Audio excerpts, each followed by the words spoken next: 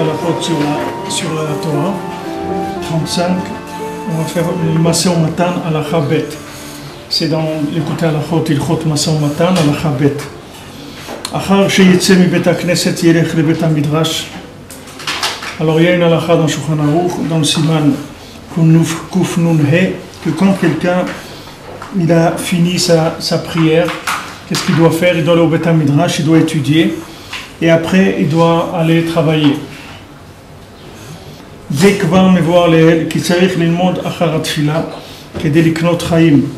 On a déjà parlé de ça, que après la prière, il faut aller étudier pour acquérir de la vie, c'est-à-dire pour pouvoir tout ce qu'on a fait pendant la prière, qu'on a fait descendre de l'énergie, toute cette énergie, il faut la concrétiser dans l'étude de la Torah. Et après il va faire son commerce.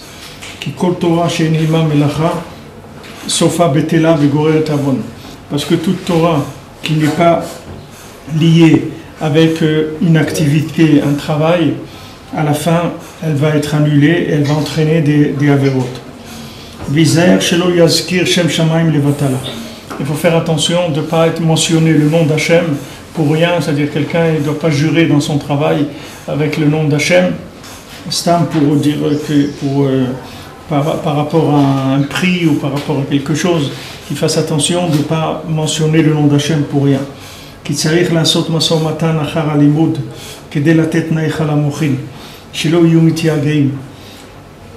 Parce que après avoir prié et étudié, il faut aller faire du commerce pour reposer son esprit, qu'il ne se fatigue pas.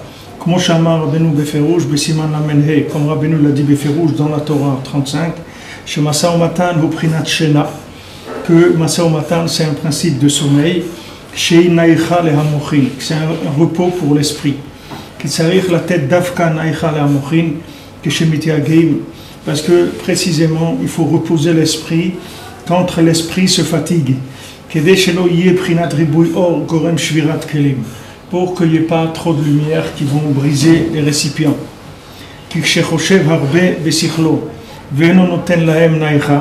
Parce que quand il pense beaucoup avec son esprit, quand il utilise beaucoup son esprit, et il ne laisse pas son esprit se reposer, alors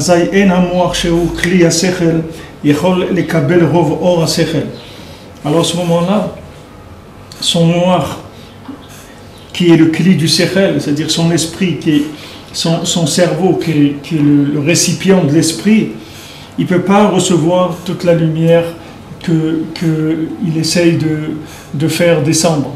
C'est-à-dire quand la personne elle est en dvekut b'Hashem, quand elle est dans la tfila c'est de la dvekut b'Hashem. Quand on est en train de prier, qu'est-ce qu'on fait? On s'attache à l'infini. Rabbi nous dit que quand quelqu'un prie, il peut arriver à une telle dvekut dans Hachem qu'il peut même quitter ce monde-là avant le moment qui est prévu pour lui, tellement sa neshama elle s'est collée à l'infini. Donc la tfila c'est un moment où il y a une dvekut dans Hachem, c'est-à-dire qu'on s'attache à la lumière infinie. Après on va vers la Torah, on va étudier la Torah, et ça c'est encore aussi de la lumière, c'est-à-dire notre esprit il essaye de viser une dvekut b'Hashem, de chercher son chemin, de chercher une connexion avec Hachem à travers la Torah. Tout ça, ça fatigue beaucoup l'esprit, c'est-à-dire ça demande beaucoup d'énergie. Mais il y a des gens qui disent ouais mais c'est pas beaucoup, quelqu'un il a prié juste 1 heure, après il a étudié une demi-heure ou 1 heure, c'est pas beaucoup, mais c'est énorme ça pour quelqu'un qui a pas l'habitude, qui a pas de récipient de Kedusha. Pour lui c'est énorme. C'est quand vous prenez un petit bébé, il a mangé 2 ou 3 cuillères de compote de pommes, alors ça suffit. Maintenant vous prenez un adulte, il peut manger un pommier entier, il peut manger. Ça dépend de la taille de la personne. Maintenant un bébé, quelqu'un qui fait tchouva, bien avec toute la bonne volonté qu'il a et tout ce qu'il veut, tout il est bien intentionné, il veut vraiment et tout, mais il ne faut pas qu'il oublie qu'il n'a pas de kelim de Kedusha Bichlal, parce qu'il n'a jamais développé chez lui la notion d'attachement à l'infini. Il ne sait même pas que ça existe. Lui, il était attaché avec les boîtes de nuit ou la drogue ou la plage ou n'importe quoi, c'est ça qu'il cherchait. Lui cherchait la lumière de consommation dans ce monde, il croyait que c'était pour ça qu'il était là.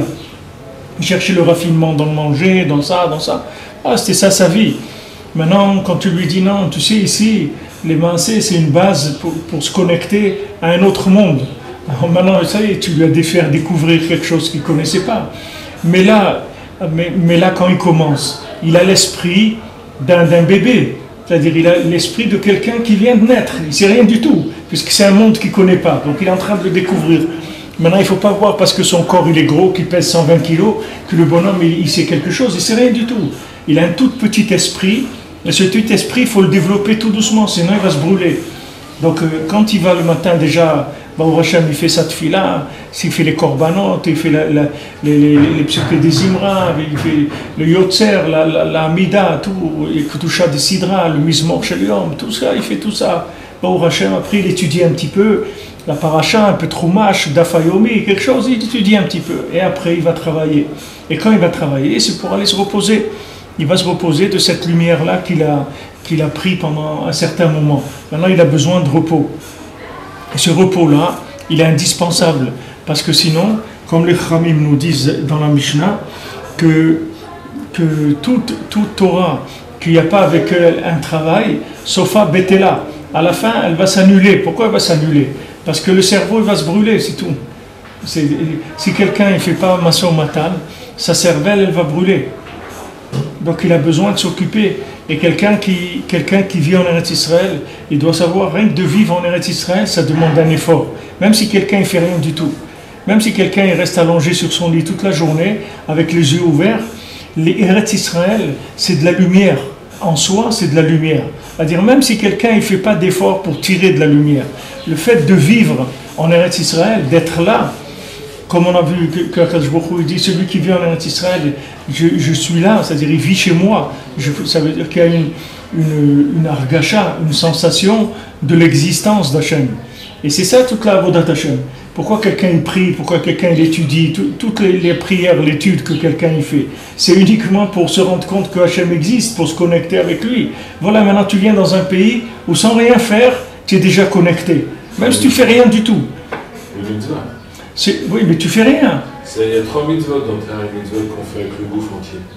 Il y a le mikvé, la souka et Eretz Israël. Oui, il choue Eretz Israël. Il choue Eretz Israël. Oui, mais le fait, je veux dire que le fait d'être là, sans réfléchir et commencer à analyser des choses, c'est rien. Le fait d'être là-dedans, ça suffit. Il y a de la lumière qui vient. Et cette lumière, elle fatigue le cerveau.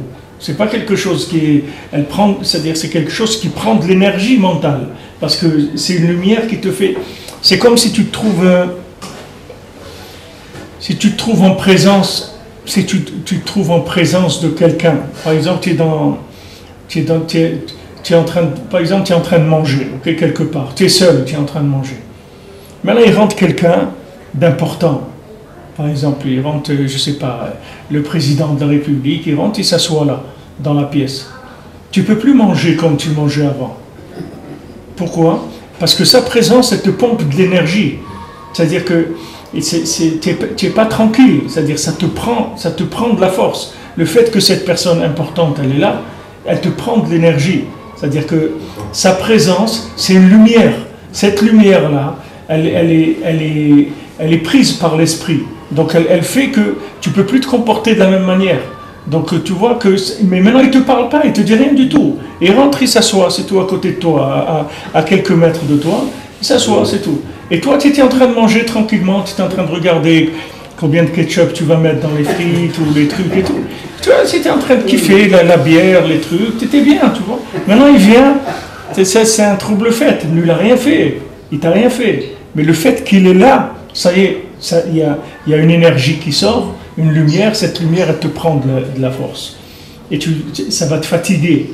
Et s'il reste là plusieurs heures, il va te fatiguer. Tu vas être très fatigué après.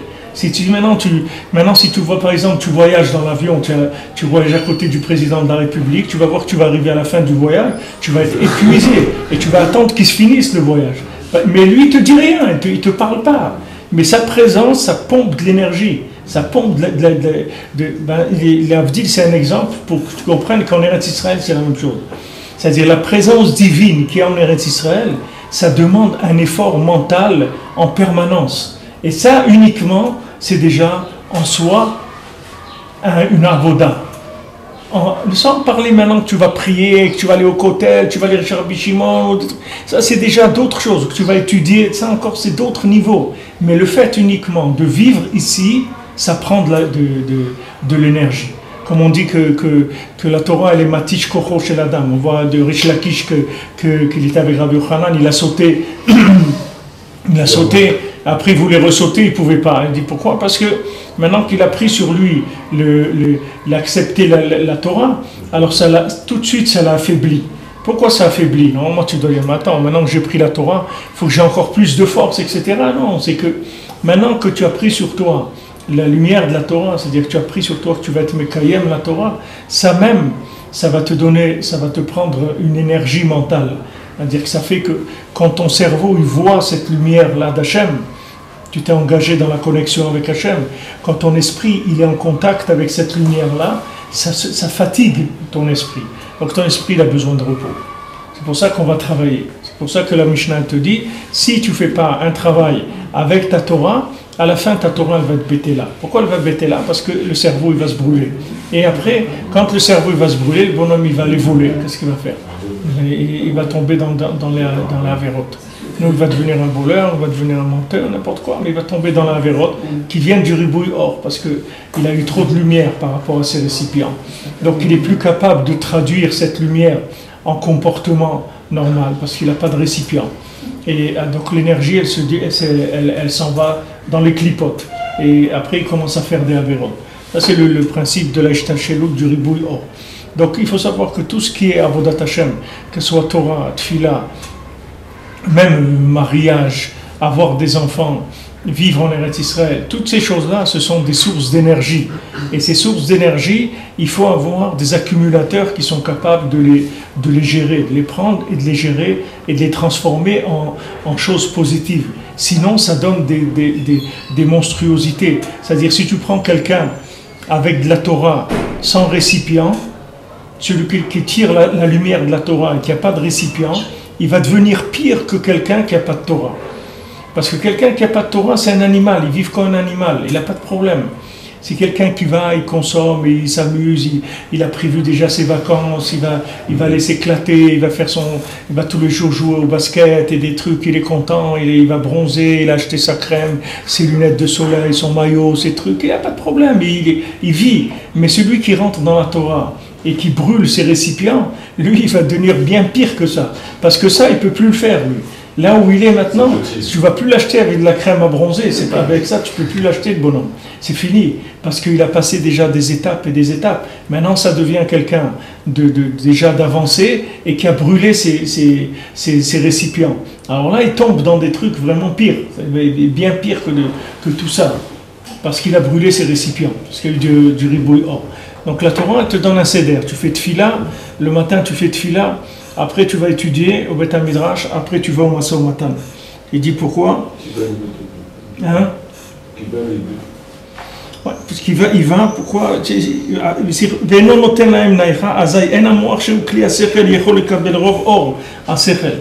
Les gens ils croient que plus t'en mets et mieux c'est. Mais c'est pas comme ça.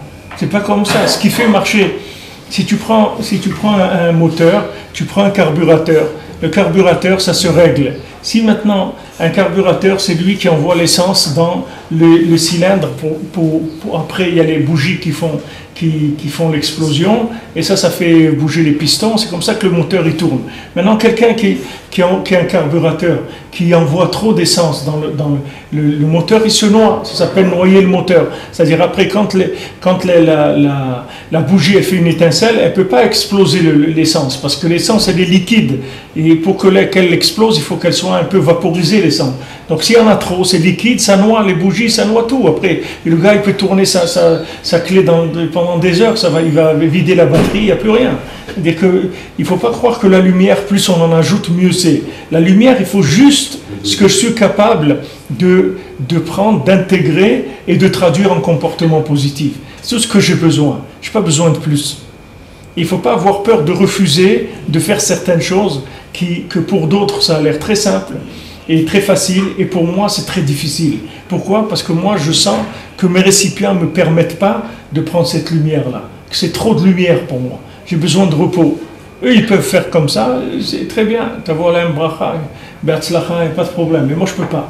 Moi, je dois me contenter de ça, je peux pas faire plus. Si je fais plus, mes récipients, ils vont sauter. Donc ça, c'est un grand da'at. C'est-à-dire que quelqu'un déjà qui sait ça, il a déjà des allées-lumière d'avance par rapport à quelqu'un qui sait qu'il y a des mesures là-dedans, il est déjà énormément avancé par rapport à tout le monde. Et la plupart des gens croient qu'il n'y a pas de mesures là-dedans. Ils croient que, allez, on y va. Plus il y a de fous, plus on rigole. Allez, vas-y, on y va, c'est tout. C'est pas comme ça. La Torah, c'est pas comme ça. La Torah, c'est que tu ne peux pas prendre plus que ce que tu es capable de gérer et d'intégrer. Sinon, tu es en danger. Les mamaches en danger de destruction. Il y a Hachem Ishmor, des pauvres, des gens qui se sont brûlés, ils ont brûlé tout, leur famille, tout. Même voilà ce qu'on est en train de voir, l'incendie du Shabbat.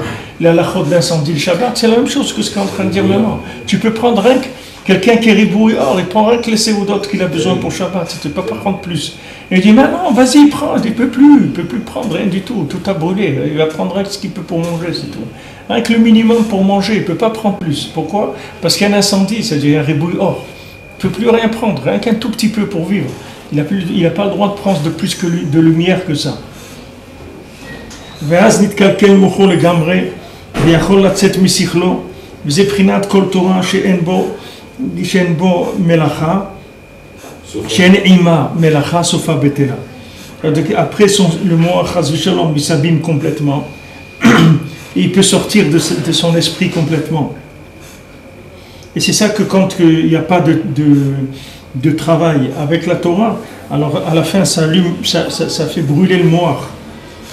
Il y a quelqu'un qui m'a dit une fois il y a quelqu'un qui avait des problèmes dans la Torah et tout. Alors quelqu'un lui a dit quand tu vas aller à Ouman, tu vas là-bas, tu fais 20 tikkun klali sans t'arrêter, un derrière l'autre.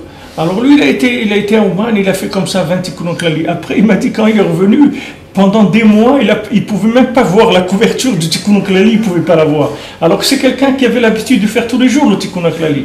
Mais après, il ne pouvait plus. C'est ce qu'on fait, c'est le système de tu sais, quand les gens ils aiment boire ou ils aiment manger, ou quelqu'un il aime boire du whisky par exemple. Alors il a l'habitude, il boit une demi-bouteille de whisky par jour. Maintenant, tu vas lui donner à boire 4 bouteilles par jour. Mais au bout de 3 jours, même quand il entend le nom, il se met à vomir. Il n'a même pas besoin de voir. Tu lui dis le nom whisky, il va vomir tout de suite. C'est une chita pour soigner, ça. C'est une chita pour soigner. C'est une chita pour soigner par la destruction. Comme ça. Il avait un enfant, il se levait la nuit, il piquait du chocolat dans le placard. Un jour, je lui ai acheté comme ça 150 shekels de chocolat. Je me suis assis avec lui, il dit mange. Il ne pouvait plus. Et c'était fini. Ah oui, après ça, il est dégoûté. Quand vous êtes apprenti pâtissier, le patron dit tu manges. Mange tout. Tu manges. Après, il peut travailler dans la. C'est ce que faisait mon grand-père, Abraham Miko. Mon grand-père, il était pâtissier, il faisait du nougat. Quand quelqu'un venait travailler, il disait tu peux manger tout, tant que tu veux. Ah oui, de manger, après ça, il ne touchait plus rien. Alors maintenant, dans la Torah, ce principe-là, il est valable dans la Torah, c'est la même chose. C'est-à-dire quelqu'un qui a ribouillé, comme on appelle, c'est-à-dire qu'il est passé par ribouille or, c'est fini après. Après, tu ne peux plus lui parler de rien, de Ruchniou. À peine tu lui dis des mots de Torah, il commence à avoir des frissons. Il a des frissons parce que ça lui rappelle pour lui la destruction de ses récipients. Qui bat les prinat bitoul, parce qu'il arrive au bitoul. C'est-à-dire il arrive au bitoul, c'est pas ici le bitoul positif, c'est le bitoul betela, ça veut dire bitoul, ça veut dire il a annulé, c'est-à-dire il a fermé pour cause que les machines sont cassées. Parce que les récipients, ils ne peuvent pas recevoir trop d'études de la Torah. Pourquoi on appelle Esek à Torah? Parce que Esek à Torah, ça veut dire que tu es mis à sec avec Hachem. Ça veut dire que tu es en train d'être en contact avec Hachem. Si maintenant tu étudies la Torah, pas l'Ishma, si tu dis la Torah à l'université et trucs, il n'y a pas de problème. Parce que ce n'est pas de la Torah, c'est pas du Esek à Torah. C'est de la Yidiat à Torah. C'est comme si tu apprends la géographie ou l'histoire, alors tu apprends de la connaissance de Torah. Ça ne va pas te brûler les récipients, il n'y a pas de problème. Mais si maintenant tu es Osek Batorah, ça veut dire que maintenant Quand on dit l'Omed Torah Lishma, ça veut dire que maintenant tu es en contact avec le nom d'Hachem, c'est-à-dire que tu es en contact avec Hachem Mamash. C'est comme si tu répétais toute la journée Yud Ke Vav Ke. C'est la même chose. C'est-à-dire tu te mets maintenant, tu fermes les yeux, tu dis le nom de Yud Ke Vav Ke toute la journée, tu vas voir qu'après le cerveau il brûle. Tu ne peux pas faire ça. Mais ça là c'est la même chose. C'est pas parce que c'est écrit Perek Nochalin, Ze Nochalin, Yesh Nochalin, Yesh Machilim, etc. C'est pas parce que tu dis des Mishnayot ou de la Gemara que c'est quelque chose qui est autre chose. C'est tout des noms d'Hachem. C'est que le nom d'Hachem. Ben nous dit chaque fois que tu étudies, tu appelles Hachem. C'est son nom. Tu appelles Hachem. Et Hachem, quand tu l'appelles, il vient. C'est-à-dire, tu l'appelles par son nom. Hachem, il vient. Et quand il vient, il est là, il est présent. Tu ne peux pas le supporter toute la journée. C'est impossible. Il faut être un tzaddik d'un très grand niveau pour supporter ça. Même je vous ai dit, même les prophètes, quand ils avaient la prophétie, ils tombaient par terre et ils se mettaient à trembler de tout leur cœur, de tout leur corps. Tout le corps, il avait comme de l'épilepsie, comme ça, des spasmes sans arrêt. Et là, il parlait.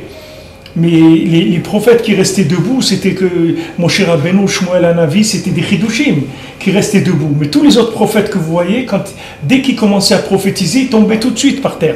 Et ils commençaient à trembler de tout leur corps. Parce que le fait que la Shrina ait parlé dans leur bouche, ça fait un truc dans le corps terrible. C'est pas qui est-ce qui peut recevoir une lumière comme ça. En nous, c'est la même chose. Il faut savoir qu'on traite des choses qui sont de la nitroglycérine. C'est pas des choses qui sont... On m'a demandé, quelqu'un m'a dit pourquoi on fait le chumash, on fait pas avec... il m'a demandé pourquoi on fait pas avec le chumash, la paracha, avec Breslev, avec le Likutei Halachot, en même temps. On dit mais je peux pas faire ça parce qu'après, ça va venir, que tout ce qu'on étudie, ça va être que de la chassidoute pendant 2 ou 3 heures, et c'est trop, on peut pas. C'est-à-dire ça fait beaucoup. Parce que c'est des éléments, vous voyez, quand on commence à rentrer là-dedans. Ça ouvre tout de suite la conscience, les choses, c'est trop fort après. Quelqu'un, il peut pas vivre avec ça. Après, le gars, il va chez lui, il sort dans la rue, il commence à regarder les autobus, les trucs, il ne comprend pas pourquoi le monde existe, qu'est-ce qu'ils font les gens, ou bien il voit des nishamot partout, il voit des trucs, il commence à délirer. Parce que c'est trop. Il n'arrive pas à intégrer ça dans une machine qui tourne normalement. Alors ça qui dit bitoul, il arrive à être mevatel, chassu shalom. Comment on peut soigner ça? Hein? Comment on peut soigner le ribouille or? C'est vrai que ça peut arriver à tout le monde, c'est pas... Le ribouille or, c'est rien que de travailler. C'est la tefila. Dormir, travailler, c'est tout. Et le nigler, c'est avec ça que tu soignes le ribouille or. Tu étudies du Chumash Rashi avec de la Mishnah et Barthénoa, tu fais du Kitsur Shulchan Aruch, tu vas travailler et tu dors normalement 7-8 heures par nuit. Et tu fais la sieste si tu as besoin. C'est avec ça que tu sois un ribouille or. Ou tu te préviens de ne pas tomber dans le ribouille. Quand quelqu'un voit qu'il commence à être allumé, c'est ça qu'il faut qu'il fasse. Il faut éteindre les... Le ribouille or, je mettais plus les filles et tout, et pourtant ils étaient, tu sais, prénat pour Vedachem. C'est un prénat pour Vedachem. Non, mais c'est que c'est très attirant. Tu sais que c'est très très attirant le ribouille or. C'est l'histoire des deux fils. C'est que les gens... Pardon? C'est l'histoire des 2 fils de Aaron. Ouais. C'est ça. Oui, le fils d'Aaron, même Aaron lui-même, quand Hachem lui a dit ne rentre pas là-bas, ne viens pas tout le temps parce que sinon tu vas mourir. Rachid dit si tu rentres là-bas à un autre moment, tu vas mourir. Ça veut dire que c'est une présence très forte. Il y a il y a beaucoup de témoignages de gens que Hachem Ishmor, ils ont eu des morts cliniques ou des choses comme ça, des gens qui sont montés dans l'Olam Haemet. Il dit il y en a beaucoup, que c'était très difficile pour eux de revenir. Même qu'ils avaient des familles et tout, et c'était difficile pour eux de dire, quand on leur dit tu veux redescendre, etc.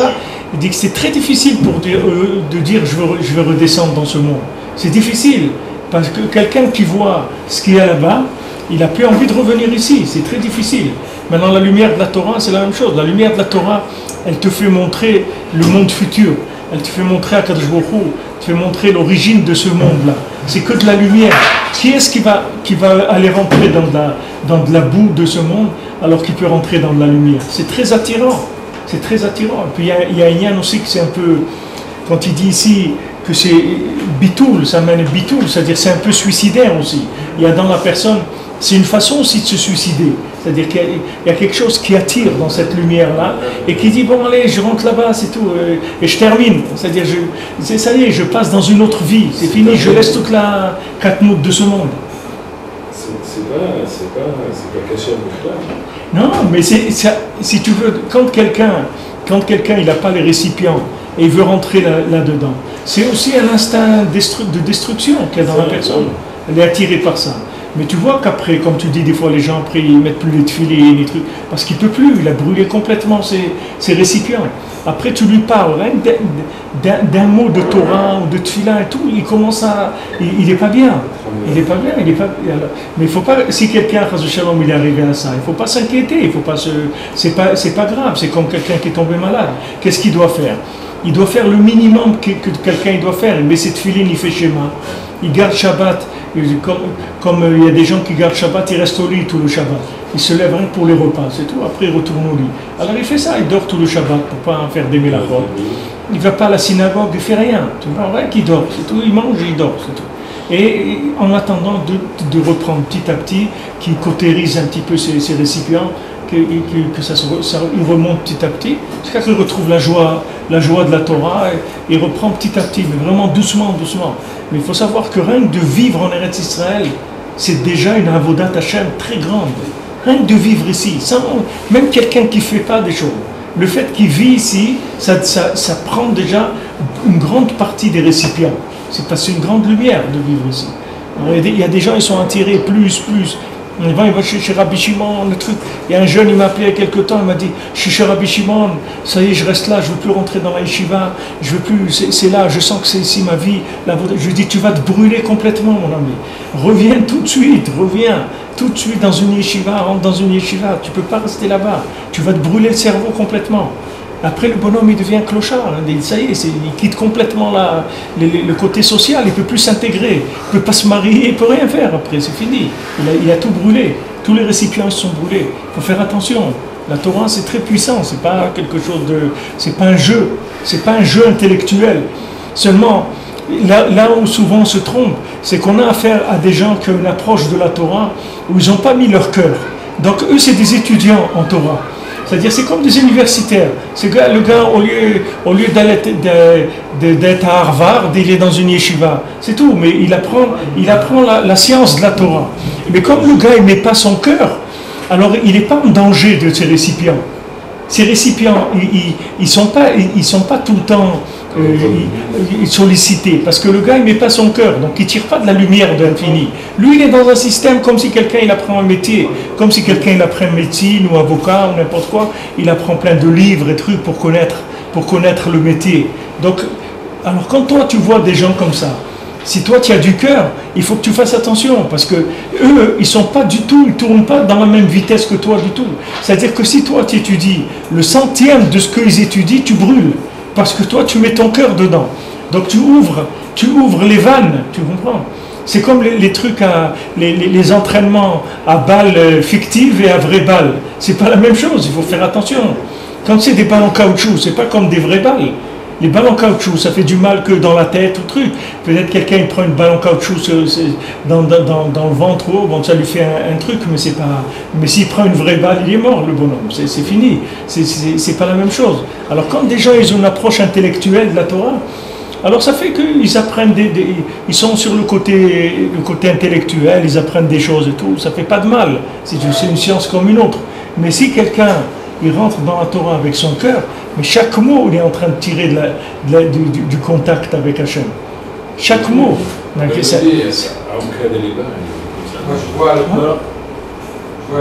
c'est aussi intellectuel, mais des fois, c'est parce que la personne qui nous fait étudier, lui, il est parfait. Et moi, quand je prends de la lumière maintenant, quand je reviens à moi-même, je tombe, et c'est ça qui casse la personne. Quand on revient d'un coup, on croit qu'on est dans un certain niveau, parce qu'on étudie la Torah, qu'on peut faire le matin, le Mouna, il faut se comporter comme ça, et la femme c'est son miroir, et tout ça. Et on revient, on revient à la maison d'un coup, il suffit qu'on tombe, on revient à nous-mêmes, comme qui on est. C'est ça qui casse le plus. Mais c'est ce qu'il y a des gens qui nous font étudier la Torah. C'est pas question d'intellectuel, c'est qu'eux, ils n'ont pas ces cassures qui reviennent à eux-mêmes. Quand ils reviennent à eux-mêmes, c'est des tzadikim de toutes les façons. C'est pas qu'ils ne reviennent pas eux-mêmes, c'est que c'est même pas ça le but de leur étude. C'est pas pour venir à eux-mêmes ou pas eux-mêmes. Ils étudient pour apprendre des choses, pour savoir, pour faire un métier, c'est tout. Quelqu'un qui apprend la médecine ou qui apprend avocat, il n'est pas obligé, c'est pas parce que c'est un médecin qu'il est obligé de respecter sa femme. Ça n'a pas de rapport. Le gars il peut être un très grand médecin, un grand chirurgien, etc. Et sa femme, il ne la respecte pas, ça n'a pas de rapport. Mais quelqu'un qui rentre dans la Torah avec son cœur, il ne peut pas apprendre la Torah, il ne peut pas respecter sa femme, ça me dérange. Quand tu dis que ça me dérange parce que je reviens à moi-même, pourquoi? Parce que tu étudies la Torah avec ton cœur, donc tu veux des applications, tu veux que ça change ta vie, c'est ça que tu veux. C'est pour ça que ça te dérange. Mais quelqu'un qui ne cherche pas ça ne le dérange pas. Il a son métier, et d'un autre côté, il a sa vie, c'est tout, ça n'a pas de rapport. Tu comprends, il a pas. Tu vas voir, il connaît très bien la Torah et tout, il va aller au Beddin, il va mentir pour gagner $10 000 ou 20 000. Ça ne le dérange pas, parce que ça n'a pas de rapport. C'est-à-dire ça, c'est de la connaissance, et ça, c'est sa vie, ça n'a aucun rapport. Alors celui qui étudie comme ça que pour de la connaissance, lui, tu vas voir, il peut étudier beaucoup, parce que c'est un métier qu'il apprend.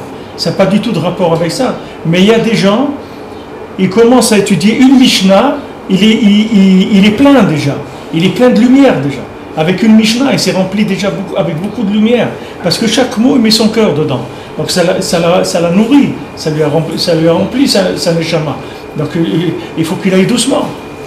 C'est pareil pour vivre en Israël. S'il vit en Israël et qu'il ne le fait pas avec son cœur et que c'est une mise, alors il peut vivre en Israël, il ne sera pas touché par ça. Il ne sera pas connecté, ouais. Le Chafetz Chaim aussi, des fois, quand il faisait la tefila de Tzibour, qui était Shalir Tzibour, quelques Rosh Chodesh, il s'était évanoui pour la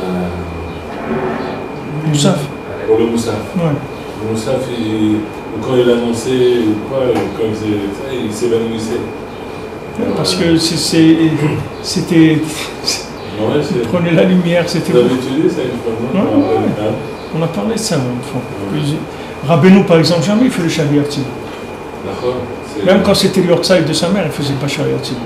Il faisait les Kadishim qui sont obligatoires quand c'était le jour de la Iloula de sa mère. Mais même Shalir Tzibour, il ne faisait pas. Tout ce qui était Betzibour, Rabbeinu ne faisait pas. Jamais il disait dans la Torah, jamais il faisait Kriyat HaMegillah. Tout ce qui est des choses de Tzibour, il ne faisait pas. Il y a les ta'aniyot qu'on peut faire pour les chaper des choses, et ça aussi c'est une prière de Rabbeinu. Bien sûr, ça aussi c'est régulier. C'est on dirait pas, mais... Bien sûr, il faut faire attention. Il faut respecter beaucoup ce que Rabbeinu l'a dit. Rabbeinu l'a dit de faire tchouva avec la parole, c'est tout. Pas avec les ta'anit et les choses comme ça. Avec la parole, tu peux tout arranger. Varigouy or gorem shvirat kelim. Quand il y a trop de lumière, le récipient il se casse. Vazai yotse asechel melatzimtzum. Vazai nitbatel legambe. Et après, le sechel, il sort du tzimtzum, c'est-à-dire il sort de la contraction, et après, c'est mitbatel complètement, c'est-à-dire le bonhomme il devient fou, c'est fini, il a perdu toutes les notions de contraction. Vazai nitkalkel venofel mocho legambre. À ce moment-là, son cerveau s'abîme et il tombe complètement.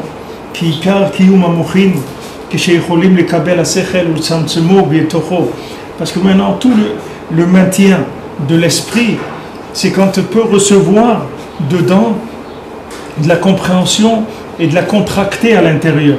C'est ça qui le maintient. C'est-à-dire quand maintenant, quelqu'un il apprend quelque chose, maintenant ça rentre dans son esprit, ça prend la forme de ce que lui il est, c'est-à-dire de son niveau à lui, et ça devient une application, il vit la chose. Ça c'est le normal, c'est la norme. Mais si quelqu'un maintenant il rentre trop de lumière par rapport à ce que ces récipients ils peuvent recevoir, ces récipients ils ne peuvent plus traduire cette lumière en quelque chose de réel, dans une application quelconque. Donc qu'est-ce qu'ils font ces récipients? Ils craquent, et quand ils craquent, ça y est, c'est fini, son esprit s'est détruit. C'est désespérant de se dire c'est fini. C'est cassé. Il n'y a pas de réforme possible. Pourquoi c'est désespérant? C'est pas désespérant. Ils te disent ce qu'il faut faire. Le matin, tu fais ta prière, tu étudies, tu vas travailler, c'est tout.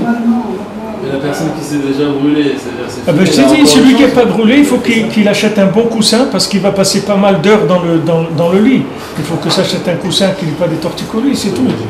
Il faut qu'il travaille beaucoup, qu'il trouve un travail qui l'intéresse pour qu'il s'oublie bien dans son travail et qu'il travaille au moins 8 heures par jour minimum, si ce n'est pas 10 heures, et qu'il étudie que du pshat de la Torah, c'est-à-dire Chumash, je veux dire Chumash Rashi, Mishnah, Barthénora, Kitzur Shulchan Aruch, des choses très simples, et qui dorment, qui mange, qui dorment normalement, c'est tout. Avec ça, il va se soigner.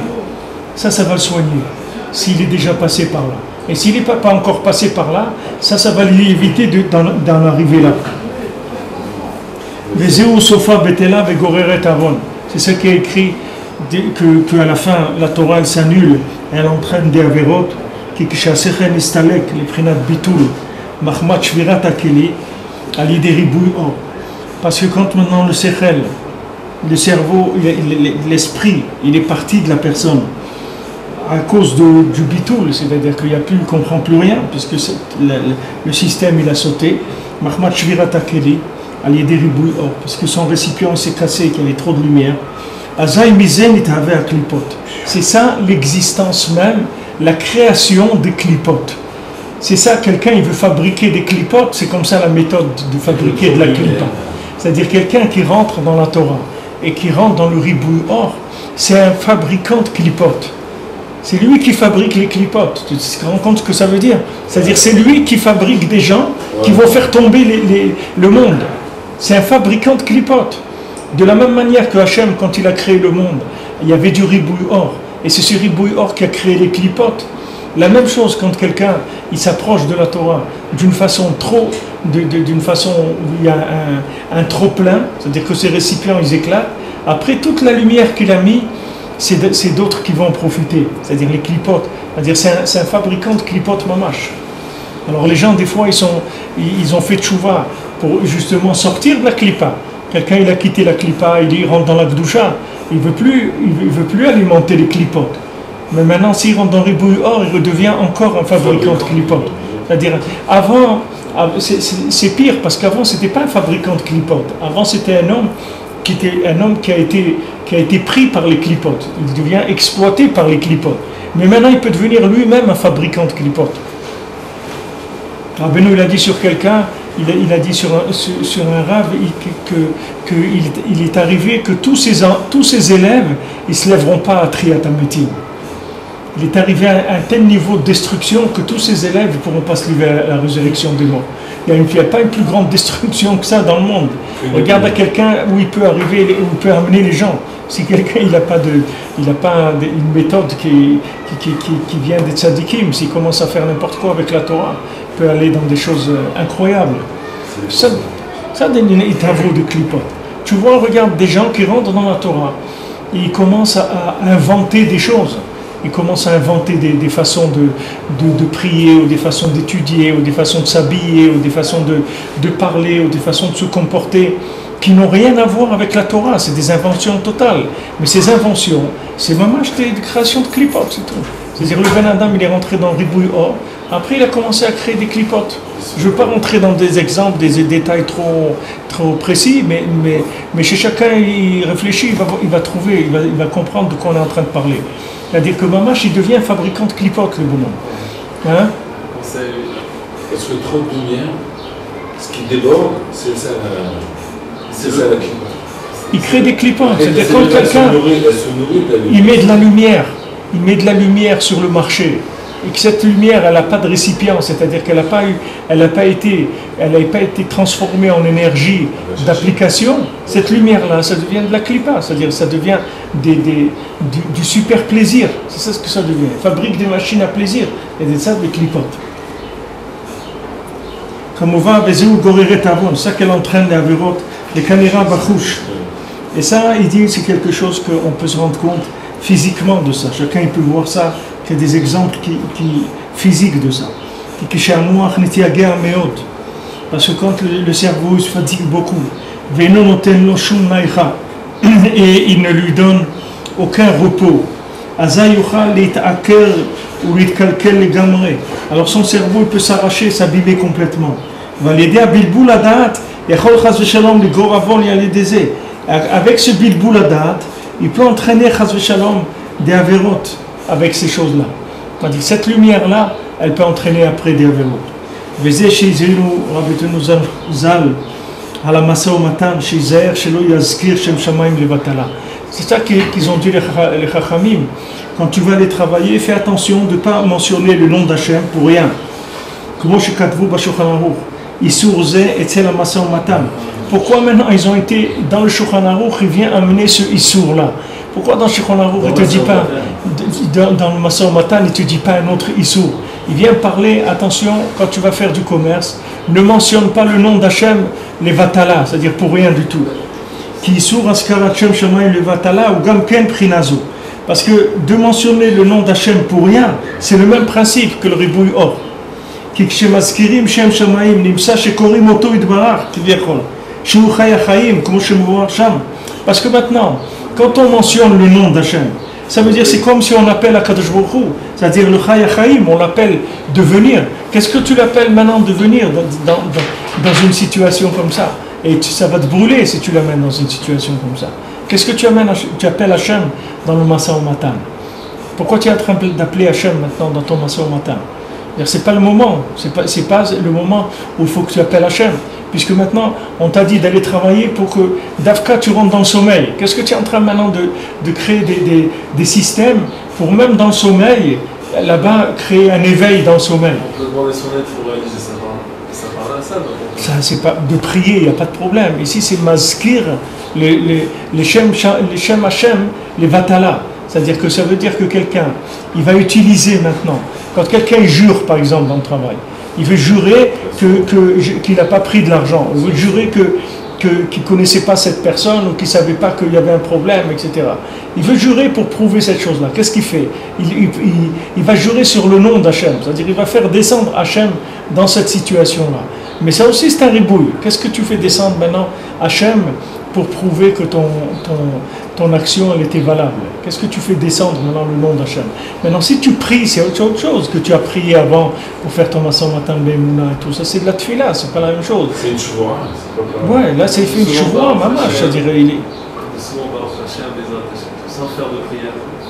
On fait Bezrat Hashem, mais pas de problème. Ici c'est quelque chose de précis, c'est-à-dire que tu utilises le nom d'Hachem comme, si tu veux, comme dernière parole de vérité.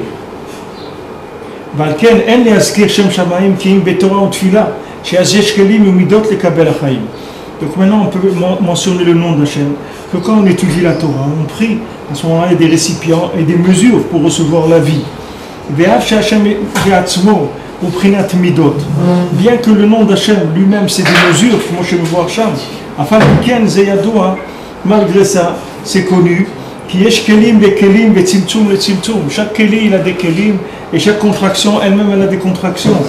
Ou ma shenerchav les kli de prinat eliona, adayin ba prinat tachtona, et prinat or pashut bli keli.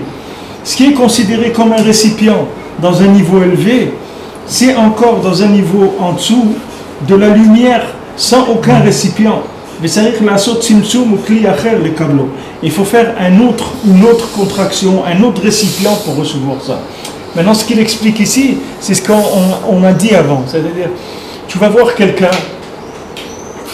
qui est religieux depuis sa naissance, etc. Tu vas voir qu'il fait une certaine avodat Hashem. Il a une façon de faire des choses, de faire le Shabbat, de faire ce qu'il fait comme il le fait. Maintenant, il faut savoir que même la avodat de l'autre, que tu vois que c'est de la prière ou de l'étude de la Torah, pour toi, c'est pas une avoda avec des récipients. Pour toi, c'est de la lumière. C'est comme si tu voyais un faisceau de lumière infini. Ce que lui, il fait, qui est simple, c'est-à-dire que lui, il peut par exemple rester dans la Hamida pendant 2 heures. Et après, il rentre chez lui, il s'occupe de ses enfants, il change les couches à son fils, il fait des trucs. Il n'y a pas de problème avec ça. Toi, si tu restes 2 heures dans la Hamida, c'est fini. Tu ne peux même pas faire la Séouda, tu ne peux plus rien faire du tout, parce que tu ne peux plus redescendre. C'est quelque chose qui te fait sortir complètement de tes récipients. Donc il dit que même dans le système des Kélim, il y a des Kélim au Kélim et au Kélim au Kélim. C'est-à-dire que il faut, tout Kéli, il s'appelle or avant de devenir un Kéli. C'est-à-dire qu'il y a des Kélim que eux-mêmes, c'est des lumières. Tu prends une machine, par exemple, il y a des machines que quand tu l'expliques à quelqu'un, pour lui, c'est une lumière, cette machine-là. Mais pour l'autre, c'est une machine. C'est-à-dire, lui, il a dépassé ce stade-là. Il a fait un récipient, une machine qui fabrique, etc. Pour un autre, si tu lui expliques la théorie, comment elle marche cette machine, c'est que de la lumière pour lui. L'autre fois, on a fait un office un vendredi soir. C'est des mécoubaniques qui ont voulu diriger l'office. Tout le monde s'est sauvé de la cigarette. Ils restaient pendant 1 heure et les gens n'en pouvaient plus. Ils ne peuvent pas. Ils ne peuvent pas. C'est quoi Cabanot? Je ne sais pas qu'est-ce que c'est. Bien sûr. Les gens sont sauvés. Ils sont restés, ils n'étaient même pas mignons. Ici à Breslev, avant quand je suis venu ici il y a 20 ans, c'était la Sfirat HaOmer, c'était 3/4 d'heure, 1 heure tous les soirs. Après Maariv, on commençait Sfirat HaOmer, c'est-à-dire tu commences à Enyan, mais c'est-à-dire complètement un autre Enyan, c'est pas vite. C'est-à-dire tu commences Sfirat HaOmer, c'est 1 heure, c'est tout. Mais aujourd'hui, c'est 1/4 d'heure. Ils peuvent, alors qu'il y a des gens là, que eux, ils restent 1 heure. Mais ils le font en freelance, tu prends, c'est individuel. Mais tu ne peux pas mettre un Tzibour Sfirat HaOmer 1 heure, ils vont sauver les gens. Parce qu'ils ne peuvent pas. C'est pas qu'ils ne veulent pas, c'est qu'ils ne peuvent pas.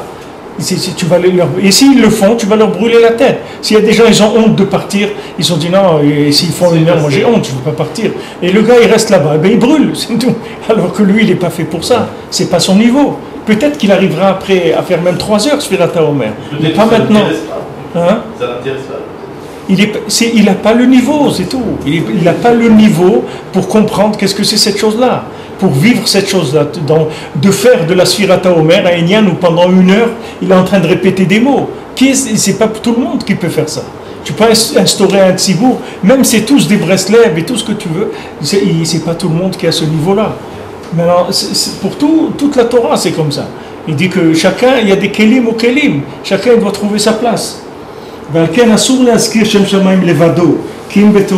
C'est pour ça que le nom d'Hachem, on ne peut pas le mentionner comme ça, dire le nom d'Hachem, que quand on fait de la Torah et de la Tfila. C'est-à-dire que Na'asim Kli, que les autres lettres, elles deviennent des récipients pour recevoir la lumière. C'est-à-dire que les lettres de Torah, les lettres de Tfila, deviennent des récipients pour pouvoir recevoir cette lumière. Quand quelqu'un dit le nom d'Akadosh Baruch Hu sans Torah et Tfila, c'est comme s'il y a trop d'huile, que ce trop d'huile, il va faire éteindre la bougie.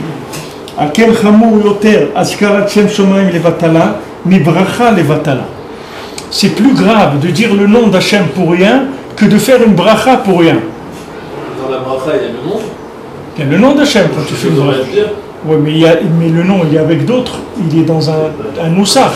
C'est-à-dire quand tu dis Baruch Ata Hashem Elokeinu melech haolam, il est à l'intérieur d'un contexte.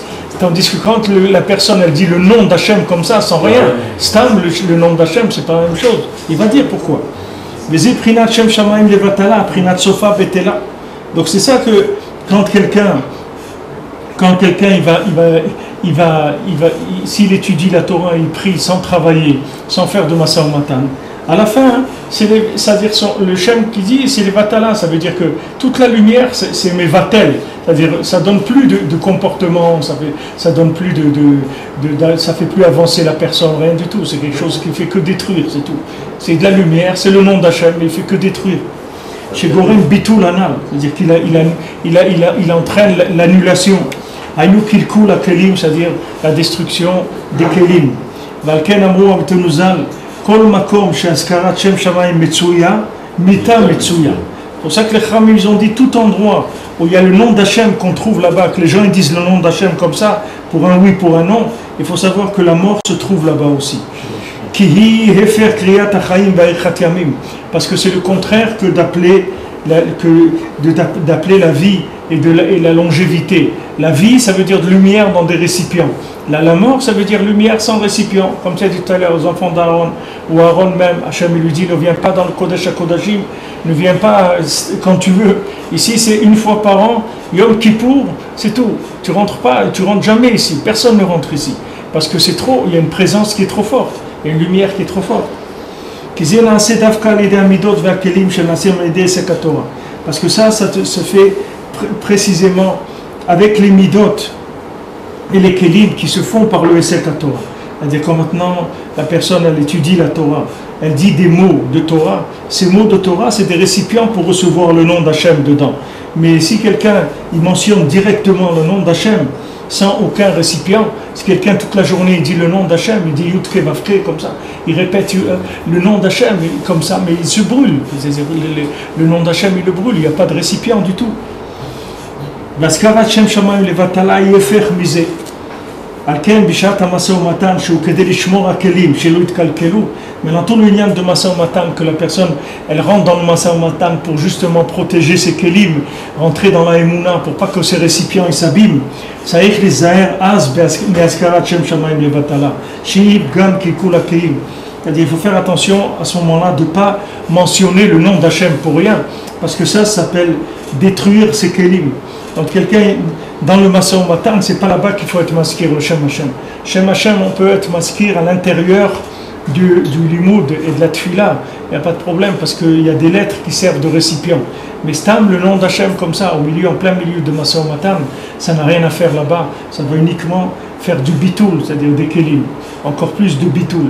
Et ça, Bémet, c'est tout le derrière de la vie, c'est celui-là. C'est-à-dire normalement, quelqu'un, quand il commence, il fait tchouva, il doit rov du zman, il faut qu'il travaille. Le rov du zman de sa journée, il faut. Maintenant qu'il connaît la Torah, qu'il sait que ça se trouve dans la Torah, alors le rov du zman, il doit être en train de travailler. Il fait sa tfila, après sa tfila, il va étudier un petit peu, même d'Afayomi, il peut étudier, ou fait la paracha, ou quelque chose comme ça. Après la journée, il finit son travail, il fait un petit peu de télim, il fait un petit quelque chose, et c'est tout. Il ne faut surtout pas plus que ça, il n'y a pas besoin de plus que ça. Et petit à petit, il va grandir, petit à petit. Mais s'il commence avec non-stop, avec toute la journée, mais tu es garanti qu'il va brûler. C'est sûr qu'il va brûler. C'est pas un chokhma, tu peux lui dire à quelqu'un, tu peux lui annoncer tout de suite, dès le départ, qu'il va brûler. Tu n'as pas besoin d'avoir Ruach HaKodesh pour ça, parce que c'est pas shoot. C'est quelqu'un qui se jette dans le feu, tu n'as pas besoin d'avoir Ruach HaKodesh pour savoir qu'il va brûler. Quelqu'un qui se met directement, qui commence à attirer de la lumière, alors qu'il n'a aucun récipient encore, c'est sûr qu'il va brûler. Et alors maintenant, il y a des systèmes où on pousse les gens, dès qu'ils font tchouva, à étudier toute la journée. Alors ces systèmes-là, ils sont faits soit par des gens qui n'ont pas de cœur, et là il n'y a pas de problème. Le fait qu'ils n'ont pas de cœur, ils sont protégés. Ils ne vont jamais brûler parce qu'il n'y a pas de lumière. C'est que de l'intellect, la Torah. Donc il n'y a pas de problème. Mais celui qui a du cœur, c'est un danger pour lui. C'est un danger. Il doit faire très attention. Parce que pour lui, 2-3 heures d'études, c'est de la lumière. C'est pas rien du tout. C'est de la lumière. Et cette lumière, après, lui, il a mis tout son cœur. Donc il a pris de la lumière, c'est-à-dire il s'est mis en contact avec Hachem. Maintenant, quand il sort de là, il faut qu'il ait des applications qui soient adéquates par rapport à ça. Sinon, comment? Mais le bonhomme, tu vas faire un schizophrène. Qu'est-ce que tu vas faire? Un fou complet. Un fou complet, tu vas l'obliger à être un double individu. C'est-à-dire en même temps il est un rachat, en même temps il étudie la Torah. Celui qui est capable de vivre cette schizophrénie, encore il n'y a pas de problème. Ça c'est un schizo, il n'y a pas de problème. Mais quelqu'un qui n'arrive pas à vivre ça, il va se brûler. Mais quand le gars il est schizophrène, il n'est pas émette, il n'y a pas de problème. Il y a des gens, ils étudient toute la journée. Le soir, ils vont dans un casino, ils vont dans des boîtes de nuit ou n'importe quoi. Mais ce gars-là, il n'a pas de problème. Parce qu'il est protégé. Il est protégé, pourquoi? Parce qu'il n'est pas émette dans ce qu'il fait. Tu comprends? Mais si le gars il est à fond dans son truc, il va se brûler. Tu n'as pas besoin de Ruach HaKodesh pour ça. Tu peux le dire directement à quelqu'un. Donc la Torah, elle te dit que maintenant, quand tu veux étudier la Torah, voilà comment il faut faire. Tu vas faire ta tfila, après tu vas étudier, et après tu vas au Masé Matan. Et dans ton Masé Matan, là-bas, tu vas te reposer.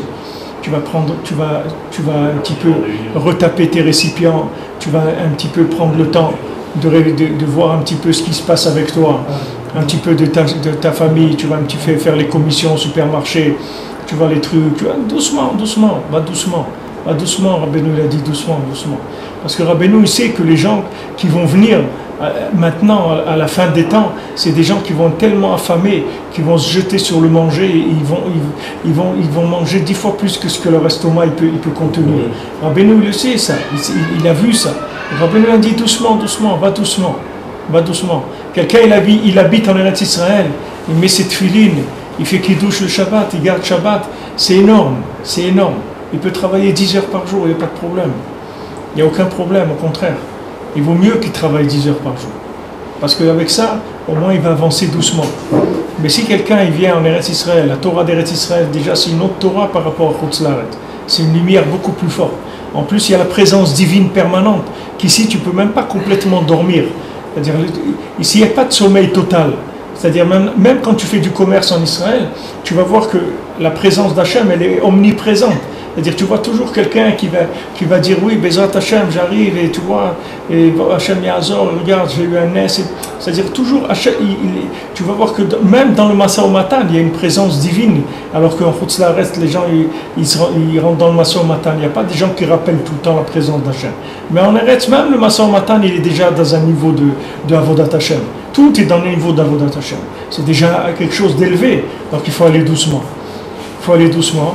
Et celui qui va doucement, il peut arriver très très haut, il peut arriver à des niveaux très très hauts.